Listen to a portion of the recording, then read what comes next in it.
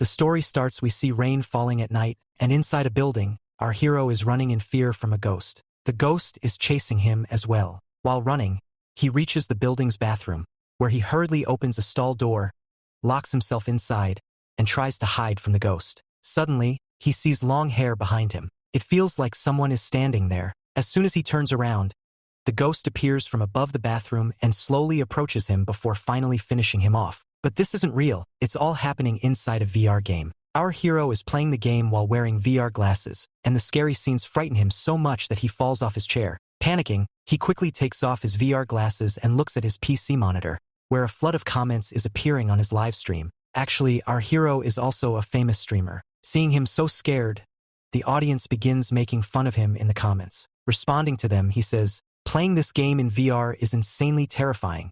However, his viewers urge him to play the game again. After some hesitation, he restarts the game. This time, he successfully completes it without dying to the ghost. The victory excites him a lot. At that moment, a viewer named Yudi donates 20,000 KRW to him. I don't know what KRW is, but I'll assume it's a currency. Along with the donation, the viewer leaves a strange comment. If that ghost was pretty, would he have stayed there?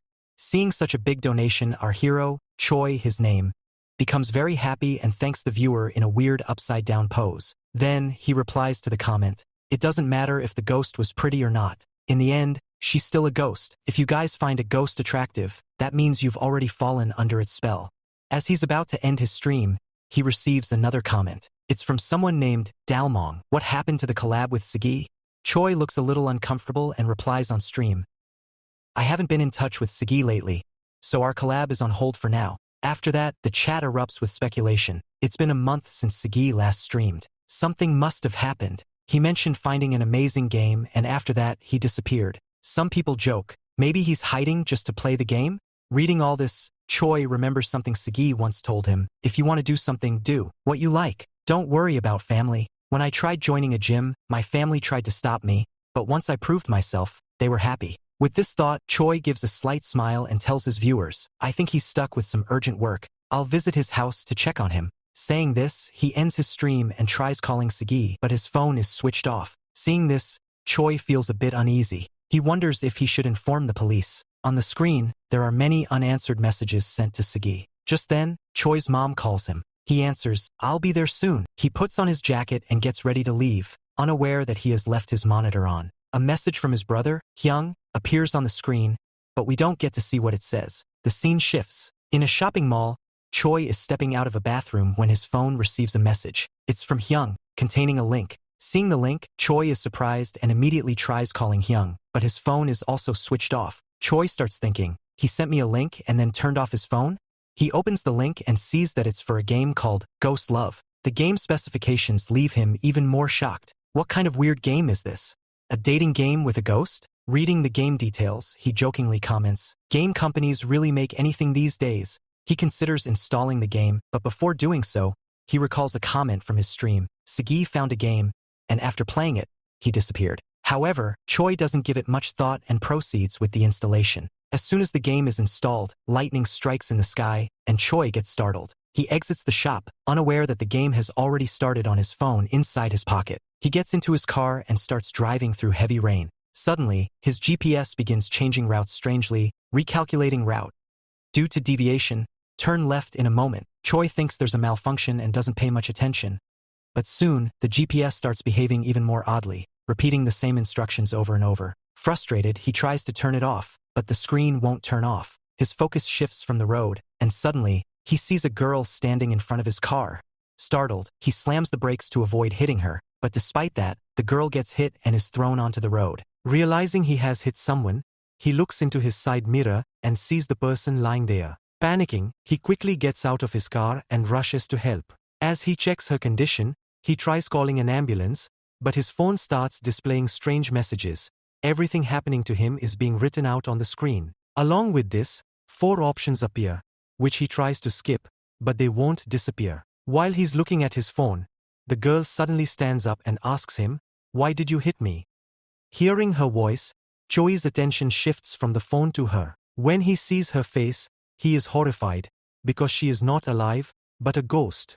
Terrified, he screams and starts backing away. The ghost keeps advancing toward him, repeatedly asking, "Why did you hit me? Can you help me?" Choi rushes toward his car in fear. At that moment, one of the 4 options on his phone, "It's a ghost anyway.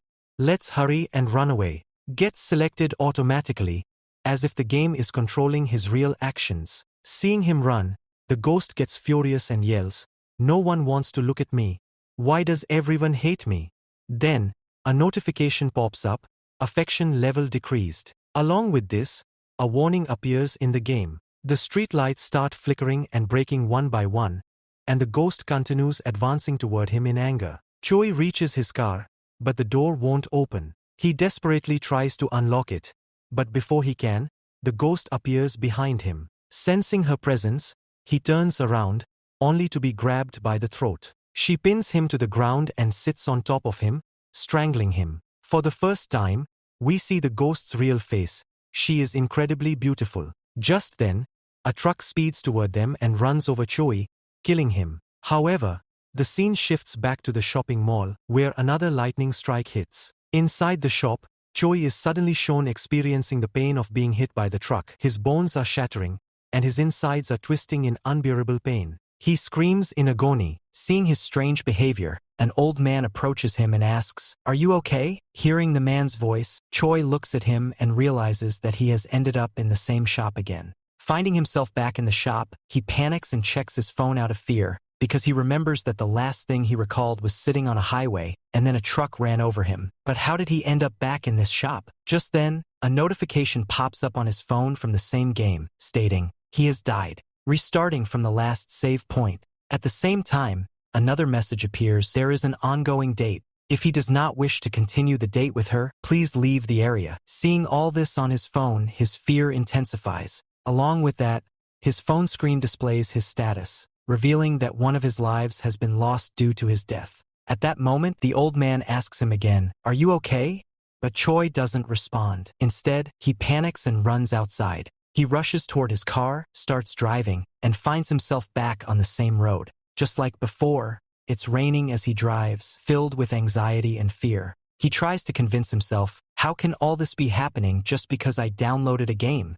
He then tries to reassure himself that perhaps it's just a hallucination due to sleep deprivation from days of streaming. But suddenly, the GPS in his car starts behaving exactly the same way it did before. Any courage he had left shatters, and his fear returns. At that moment, a figure appears in front of his car. Startled, he slams on the brakes, and this time, his car stops right in front of the figure. Seeing this repeat, Choi realizes, "Everything that happened to me, everything I saw, it's all real. This is not a hallucination." The moment he realizes this, he screams in terror and curses himself. Why did I install that game? Frustrated, he wonders, is there anyone who can explain what's happening to me?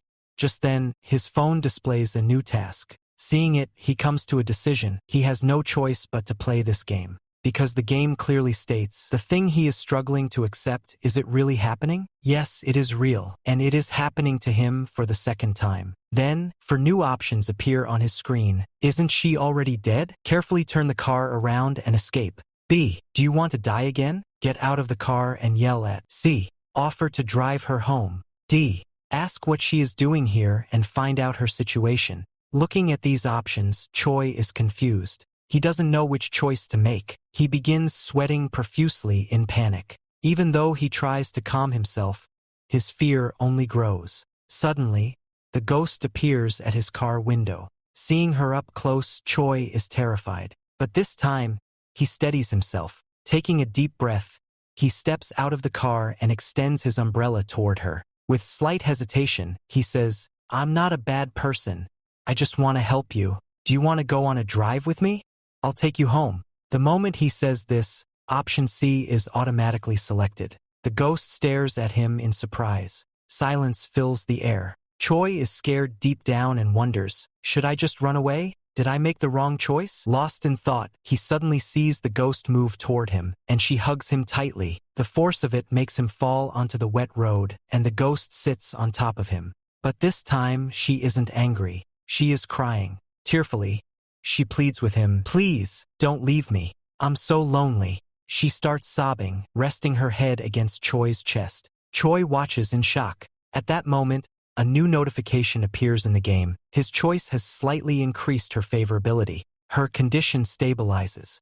The sweet little ghost was still sitting on top of him, crying. Choi hesitated for a moment before trying to stop her from crying. The ghost, surprised, looked at him in confusion. Choi said, "If you keep getting drenched in the rain like this, you will catch a cold. Should we get inside the car?" Saying this, he sat inside the car, and the ghost followed him in. But even after getting inside, she didn't stop crying. Watching her, Choi wondered what to do next. Just as he was lost in thought, a truck passed by in front of his car, the same truck that had hit him the first time. He realized that stopping in the middle of the highway like this was extremely dangerous. Thinking this, he was about to start the car when the dashboard displayed a warning. One of the doors is open. Noticing this, he turned to the ghost and said, "Your side of the door is open." As he reached out to close it, he lost his balance and fell right into the ghost's lap. Shocked, he slowly looked up at her, while the ghost, on the other hand, seemed uneasy.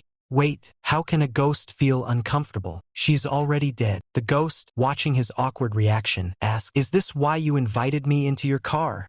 Choi immediately started sweating and frantically explained, "No, it's not like that. The door wasn't closing properly, so I just wanted to fix it. I thought maybe ghosts couldn't close doors, so I was only trying to help. I had no bad intentions. I'm completely innocent." But the ghost didn't seem to be paying any attention to his excuses. Choi then asked her, "Should I take you somewhere you can rest?" This time, the ghost looked at him with deep, unreadable eyes. Feeling nervous, Choi quickly looked away and said, "If you don't want to go anywhere, then I guess staying here is fine too."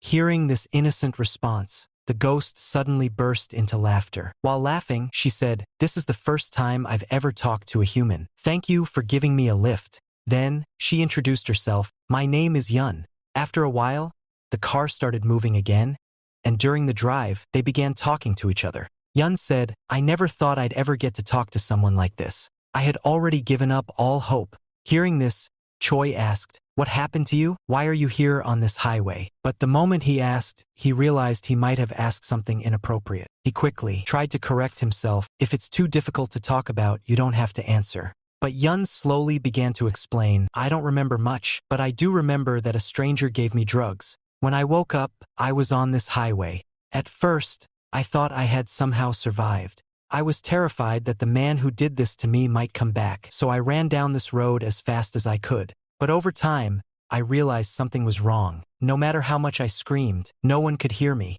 People just walked past me. No matter how far I walked, the road never ended.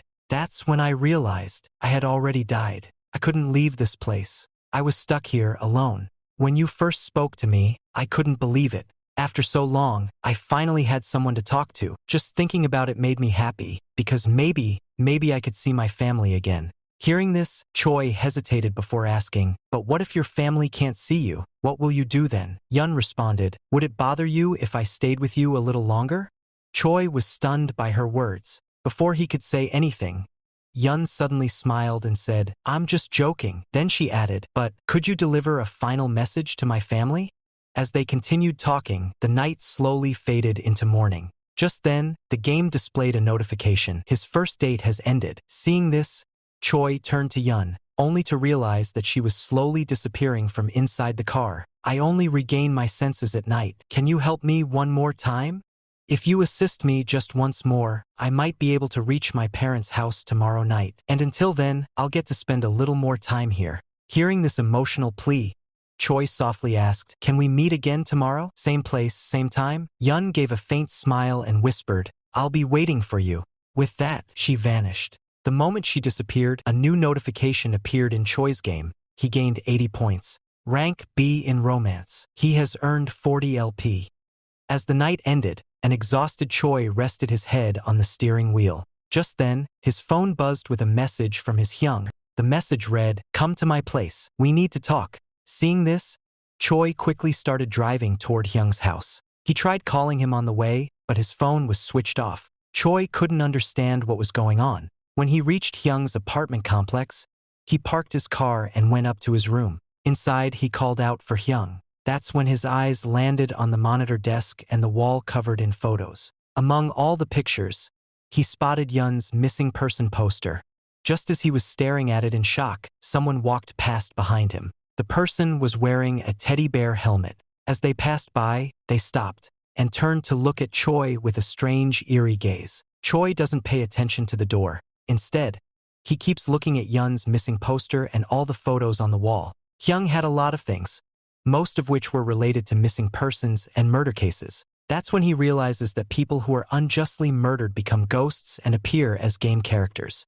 He finds a notebook and starts reading it. It contains various pieces of information about the game. Each ghost appears at the place where they died or where they have deep memories. As long as they have a physical form, they cannot wander too far from that location. However, there are slight variations. During times of strong positive energy, mourning, wandering spirits disappear. No matter what you do, you cannot quit or delete this game. Like any other dating sim, the only option is to increase their affection level and reach the end. As Choi is still reading the notebook, the fire alarm suddenly starts ringing, and at the same time, a strange ghost wearing a teddy bear helmet enters the room. Due to its presence, the room also catches fire. The ghost keeps muttering strange things.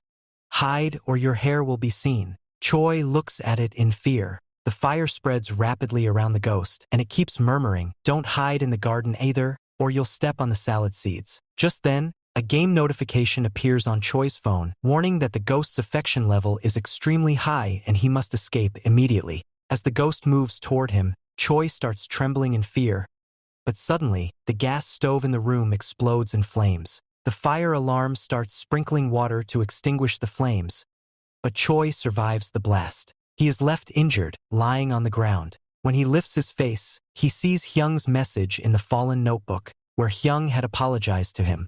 However, before he can process it, the ghost attacks him with a broken baseball bat, killing him. However, the game system reincarnates him back to the same place. Experiencing the sensation of death leaves Choi utterly shaken. After some time, he tries calling Hyang again, but his phone is still turned off. Feeling hopeless, he just sits there. Internally, he thanks Hyang because, due to him, he has learned more about the game. Choi checks his status screen and sees that he has already lost 2 lives. Thinking about all of this, he holds his head, realizing that if he tells anyone, they won't believe him. They'll think he's crazy. That's when he remembers Yun. He had promised to help her. The scene shifts to Yun's house. Choi is asking a woman about it, but she tells him that Yun's family moved away a year after she went missing. Choi asks if she knows their new address, but the woman shakes her head and advises him not to contact them. They've finally started their life anew and moved on with their younger daughter. Hearing this, Choi walks away disappointed, thinking that his search is now meaningless.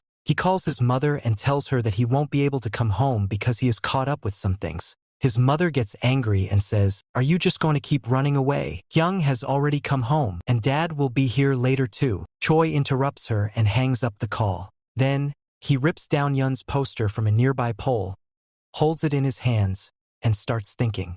The notebook said that wandering spirits disappear at dawn, but that deletion-type ghost that appeared in the house was present even during the daytime. Could it be that Yun's family still doesn't know she's dead? If her body is found, would she be able to move freely?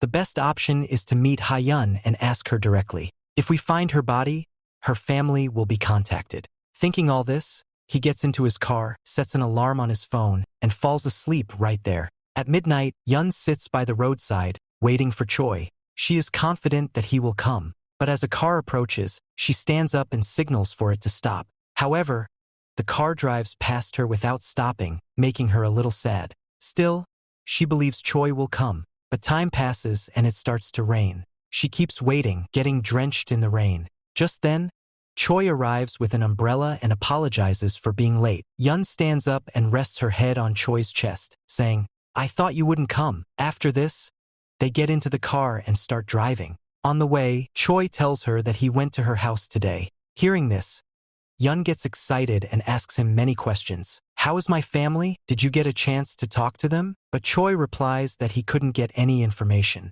He only heard that they moved out a year ago and someone else lives there now. Hearing this, Yeon becomes sad. Seeing her disappointment, Choi suggests that he could try to contact her parents directly. If that doesn't work, we can inform the police. At the very least, we should try everything we can. "Don't worry, I'll help you." Seeing his concern, Yeon asks, Why are you helping me? You have nothing to gain from this. You could have just ignored me. Choi thinks to himself, honestly, I just want to delete this game, but I can't. He is about to say something when a new task appears in the game. Yeon's question requires an answer, and two options appear.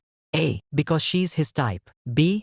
Because he feels bad for her. And only 10 seconds are given to choose. Seeing the time running out, Choi panics and quickly says, Option A is automatically selected. Hearing this, Yeon stares at him in surprise and asks, Do you like ghosts?